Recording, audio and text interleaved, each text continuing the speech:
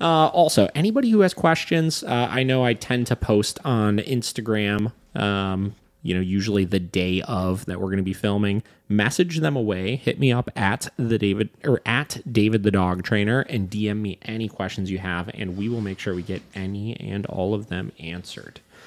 All right.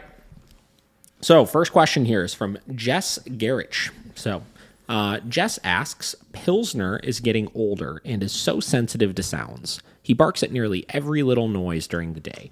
Car door, neighbor taking garbage can out, someone talking outside. He's fine during the night, but it is a nuisance while working from home. I admit training got pretty laxed after he got sick a few years back. So Pilsner is a dog that I worked with probably like 6 years ago, legitimately. So it was when I was still working for Rob. Pilsner actually was one of Rob's clients that I kind of took over for a little bit, and we just did some foundational work. I think we did a couple of lessons, like introduced an e-collar, things like that. So if I had to take a guess, I would guess this dog is probably 9 or so now. He's definitely getting older. So a couple things here. So obviously, two big points here. He's getting older, and he got fairly sick a few years back. I do remember her posting about that. I don't remember exactly what that sickness was, but he was definitely not feeling good. So when I hear both of those things, what I typically am led to believe is that, like she said, training is pretty non-existent at this point, right?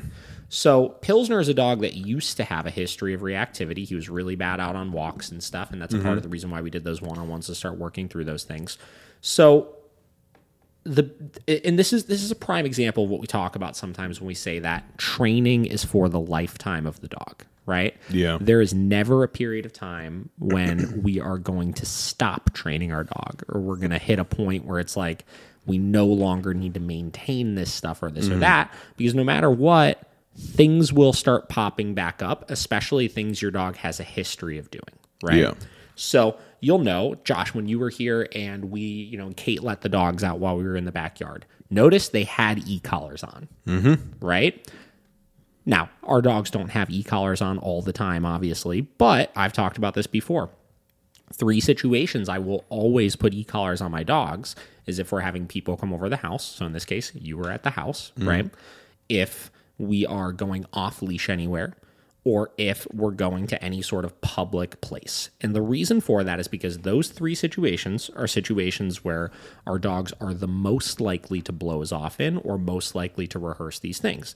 Now, we strategically put the e-collar on any time in those situations to ensure that if something comes up, we could address it when it comes up. Yeah. Right?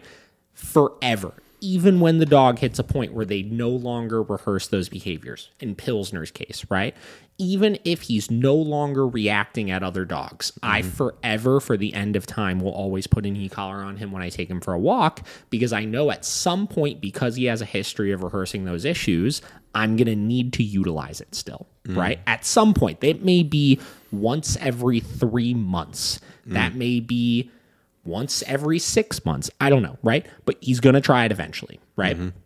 Now, the reason why I say this is because not that she's having issues on the walk necessarily, but you will notice that as we let things slide in certain areas, or as our dog realizes they can go extended periods of time where they're not going to get consequences for certain negative behaviors, no matter how big or small they are, those issues get a little bit worse and a little bit worse and a little bit worse over time, right? It's going to come back.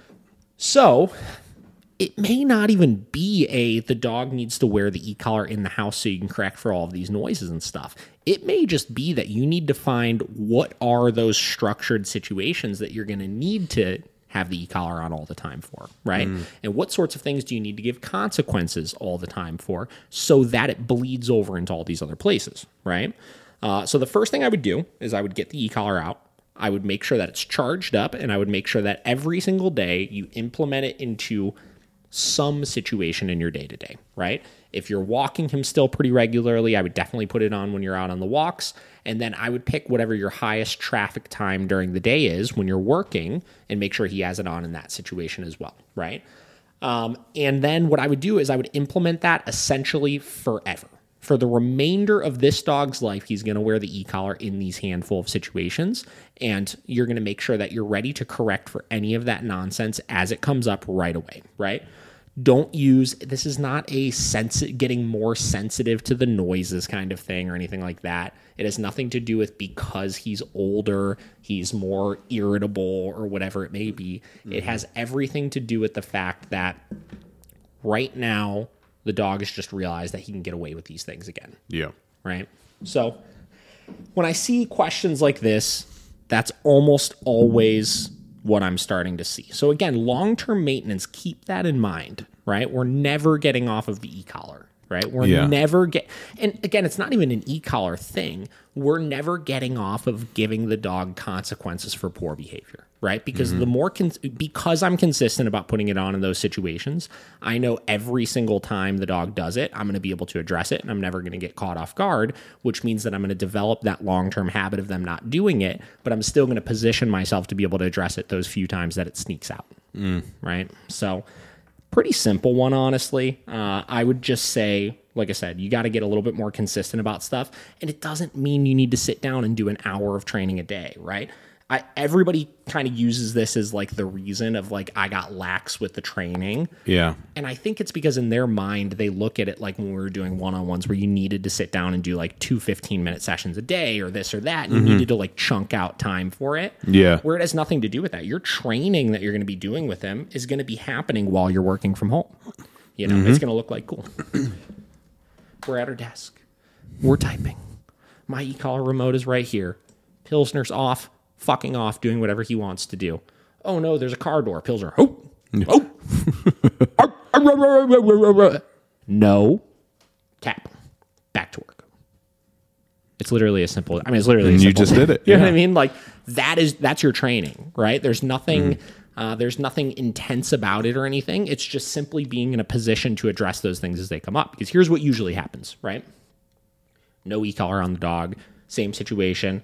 In a Zoom meeting, dog starts barking. He's freaking out at a window out there or something like that. And it's like, hold on. Pilsner, hey, come here. What are you doing? Stop it. Get in your crate. Go to your bed, right? It turns into a whole production because there's no easy way. Yeah. That you could, there's nothing you could do about it at that point. So instead, you get frustrated. Your energy level comes up, which just brings Pilsner's energy level coming up, which then disrupts your meeting or whatever email you're sending or whatever it may be. And it just turns into a disaster. Yeah. Right? So you got to position yourself to be able to address these things immediately when they come up and have it just be matter of fact, simple, right? Dog does what you don't want. You're at your desk. No, tap. Done. Boom. So that's what I would recommend. Get really consistent about that and figure out. Here's the thing that you need to do. Figure out what your long-term maintenance plan is. What situations does he need to maintain that collar all the time? Because you're used to those situations being the times that he would typically blow you off in, right? All right. If you do that, good to go. All right, let me catch my breath for a minute. What do you think, Josh? No, I think that's something that you know, like you said, it's an easy thing to fall out of. You know, oh, it's been a couple of years. I don't want to like have to put the collar on him every time and blah blah blah. Like, but yeah, you're always like it's a living thing, dude. Every day there's some sort of situation we put the e-collar on the dogs. Every single day. Yeah, I still do it. I've been training my dogs for like 7 years now. Yeah, you know, and every single day I still do it.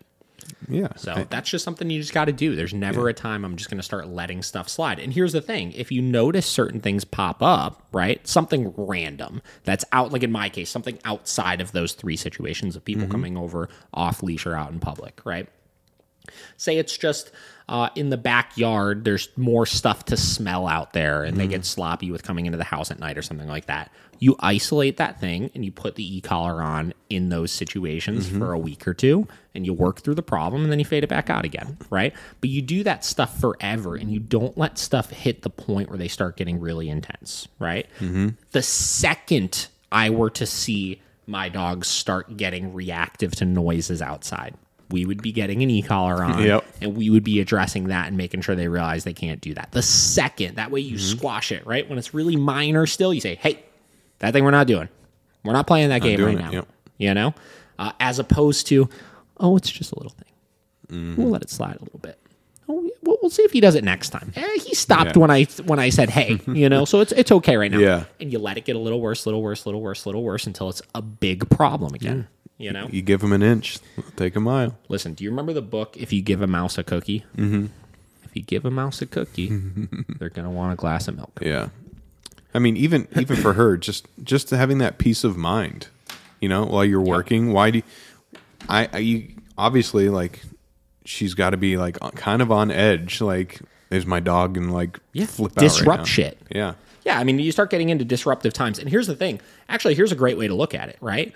So even though there's not people physically at your house, if you're on a Zoom meeting or something, look at it like people are at your house. Because you're basically entertaining from afar. So that's the reason why. Is because when people are coming over, my dogs are likely to be disruptive, right? So you got to treat it that way. That's good. Dude, I've said this before. The reason why this pandemic has created so much business for dog training. So here's the thing. With the pandemic, dog training blew up, right? It was like, I feel like one of the best industries you could have been in with all this stuff going on. And I feel bad because, like, obviously there are a lot of people that are hurting and a lot of businesses that are suffering and stuff right now. But a lot of people are seeking dog training help right now. Yeah. And a lot of people are like, oh, have you been getting busy with all these COVID puppies and this and that? And it's like, okay, cool. Yeah, we've definitely gotten people that have gotten puppies over that time. But 90% of that business is not puppies right now. 90% of that business is people who have had dogs for years and years and are now just realizing how absolutely psychopath they are. Yeah. Because you figure, just like she was saying, like, if you're used to, like, your dog being crazy, but you just, like, leaving and going to work, right? And whatever, and not needing to worry about them for 8, 9, 10 hours a day, right? And you start working from home and you're trying to be in meetings and you can't even be in this meeting because if your dog's loose with you, they're jumping all over you and barking and being disruptive. And if you go stick them in another room, they freak out because they can't be away from you. Yeah. I mean, you literally can't work then. Like, what do you do? Yeah. You literally, like, there's nothing you can do about it at that point. Nope. And I think a lot of people have realized they've essentially ran away from their problems with their dog for too long. And now that they're stuck home with them, they need to actually do something to solve them. Yeah. So we've seen that. Yeah. You're a captive audience to your own destruction. Yeah. And it's wild for sure.